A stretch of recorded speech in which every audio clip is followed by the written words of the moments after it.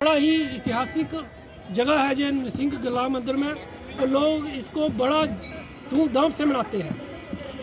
और जहां आज सुबह से ही लोग आना शुरू हो गए थे, और बड़ी धूमधाम से जहां जो प्रसाद होता है वो खिचड़ी का होता है, जहां खिचड़ी और मूली का अचार होता है, जो कि लोग जहां आकर उसका पूरा प्रसाद का पूरा आनंद लेते हैं। इस रथ मेले में ये जो भंडारे का आयोजन किया जाता है, ये कब शुरुआत की गई थी और किस तरह से शुरू हुआ था भंडारे का आयोजन? ये तकरीबन कोई 30 साल पहले शुरू हुआ था, और ये तब से ही चला आ रहा है। तो प्रसाद के रूप में जहाँ पे क्या लोगों को प्रसाद दिया जाता है? जो जहाँ का जो प्रसाद है ना, वो मैंने पहले ही बोला आपको कि जहाँ का प्रसाद खिचड़ी है, खिचड़ी और मूली का अचार, जो जहाँ का जो नरसिंह महाराज को सुबह 5 बजे लगता है, उसके बाद लोग आना शुरू हो जाते हैं। लोग खाते भी हैं और अपने घरों को भी ले जाते हैं। रामनगर प्रशासन की बात करें तो किस तरह से उनके द्वारा योगदान रहा यहाँ?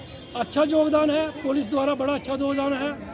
पुलिस वाले जहाँ ड्यूटी दे रहे हैं, लाइनें लगा रहे हैं, मेले का पूरा जहाँ बाहर देखो पूरा मेले का गाड़ियों का पूरा बंदोबस्त कर रहे हैं।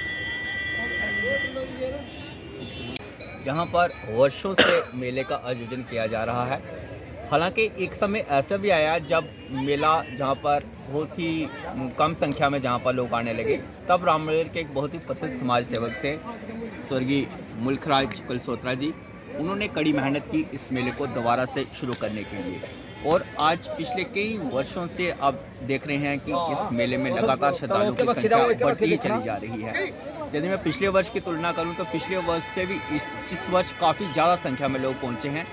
सुबह जब सूरज की पहली किरण चढ़ी थी, उसके बाद लगातार श्रद्धालुओं का जहां पर आना जारी है, और इस समय भी यदि आप देखें तो इस समय करीब करीब 1 बज चुका है। अभी भी मंदिर में जो श्रद्धालुओं की लंबी लंबी कतारें लगी हुई हैं।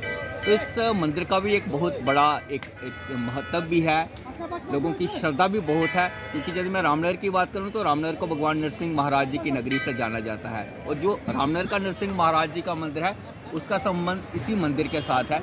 क्योंकि जब जहाँ पर वृंदावन जो नदी है इसके साथ जो बह रही है, जहाँ से जब भगवान नरसिंह महाराज जी के शालिग्राम को निकाला गया था, तो सर्वप्रथम इसी स्थान पर विश्राम किया गया था, जो अब शिला आप देखते हैं, जिसे आज भगवान नरसिंह महाराज जी के रूप में पूजा जाता है।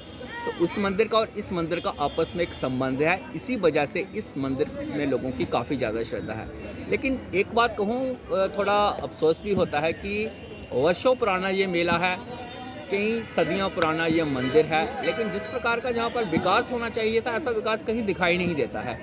चाहे कोई भी सरकार रही हो, चाहे कोई भी प्रशासन रहा हो, इस जगह पर जो मूलभूत सुविधाएं हैं वो भी आज दिन तक उपलब्ध नहीं है। यदि मैं सड़क की बात करूं तो सड़क आप देख ही रहे हैं कि कई वर्षों से सड़क की ऐसी हालात है। हालांकि हर बार लिपापोती की जाती है, थोड़ा बहुत तारकोल डाला जाता है, लेकिन तारकोल की गुणवत्ता इतनी ख़राब होती है कि एक ही बारिश के साथ वो उखड़ जाता है। ये सड़क यदि ठीक हो जाए तो श्रद्धालु जहाँ पर आसानी के साथ पहुँच सकते हैं। और दूसरा, यदि मैं स्थान की बात करूँ तो यहाँ पर भी अभी तक कोई सरकार की तरफ से विकास की दृष्टि से कोई काम किया नहीं गया है। अगर मान लो आज बारिश हो गई तो इतनी बड़ी संख्या में जो श्रद्धालु आए हैं, जो कहाँ बैठेंगे? तो कम से कम सरकार को चाहिए कि जहाँ पर एक बड़े शेड का निर्माण करे, ताकि अगर बारिश भी हो जाए तो श्रद्धालु उसमें बैठ सकें। पानी की एक अच्छी टंकी होनी चाहिए, बिजली पानी ये सुविधा एक अच्छे तरीके से जहाँ पर उपलब्ध करवाई जानी चाहिए। और जैसा हम कहते हैं कि रामनगर में पर्यटन की बहुत ज़्यादा संभावना है, तो पर्यटक तो तभी आएंगे जब उन्हें सुविधाएं मिलेंगी। तो मैं आज इस शुभ अवसर पर संबंधित विभागों से, प्रशासन से, सरकार से ये जरूर कहना चाहूँगा कि रामनगर में पर्यटन को बढ़ावा देना है तो इन जगहों को विकसित करें, जहाँ पर जो मूलभूत सुविधाएं हैं वो उपलब्ध करवाएं, इनका प्रचार और प्रसार करें।